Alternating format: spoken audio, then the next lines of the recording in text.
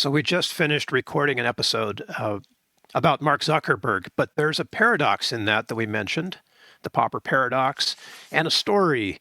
The Nazi walks into a bar story. And Jim, I meant to ask you this, and it slipped my mind or something, but let's put ourselves in the story. Okay. You're sitting in the bar. I walk in. I've got swastikas tattooed all over me. You don't know me. And I sit down next to you, and the bartender comes over and says, "Hey, Protzmann, get out of here. We don't like your kind." What do you say to the bartender? Can I please buy him one drink before you send him on his way? And the bartender says,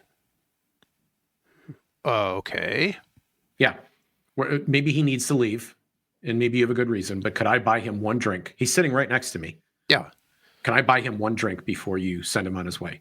You know, that's pretty much the end of the story right there, because that simple act, if we had more of it in the world, would be an expression of grace that is missing in much of our dialogue right now. But see, I would actually use now this opportunity to say, what's the deal here? Like, what's your deal? Yeah, what's your deal? If I knew what was motivating that bartender, I might not know. I might need some insight.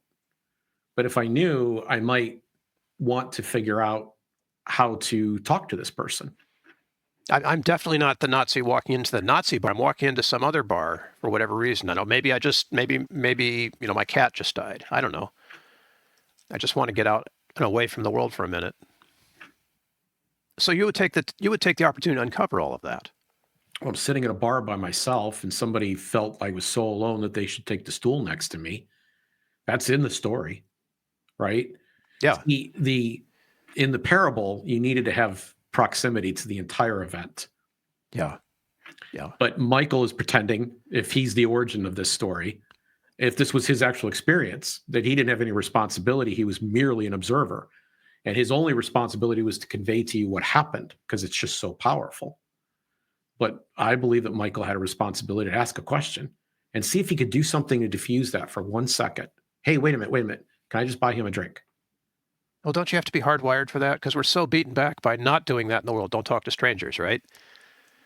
So all of this stuff to me begins with awareness. And the people who choose to watch my show, to sit in our conversations with us, Bill, those people are getting a piece of information that the rest of the world, for the most part, isn't getting. There are pockets of it here and there, but they're not getting that in general. And so we're here as kind of an oasis to create awareness. Awareness is the first step. That first step of being like, oh, wait a minute, I start to tune in. Because if you don't have kind of this conscious awareness and maybe even a subconscious, cue that says, oh, wait a minute, something just happened and this might be a grace moment, you're not going to figure out how to start doing this. Right. Yeah, sure. First step is awareness. So I'm not looking for miracles here.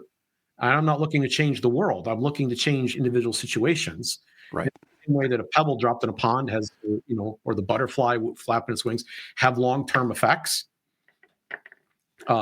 Maybe some of those will add up to that. But right now, let's not worry ourselves about that. Let's try to just, where we're planted, see the opportunity when it comes up and do something with it.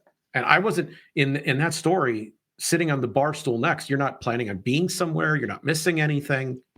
You're at the bar. You're at the bar. That's what happens. The person sat down right next to you. Why not have a conversation with them? And boy, this is rather curious behavior that the bartender wants to kick him out. So my first question to him is, why do you think the bartender wants to kick you out? Yeah. Yeah. But that opens the door. It opens the door. And hopefully it opens the door. I mean, to what would be called a ministry of reconciliation. Yes. Yes. And it's not, it sounds religious. It's not. This isn't a religious concept. This is being human. I will admit that I am motivated by it because of my relationship with Jesus Christ. Of course. Absolutely. But so would the Sufi, I believe it has profound positive social ramifications. Completely, yes. And that's why I want to do it.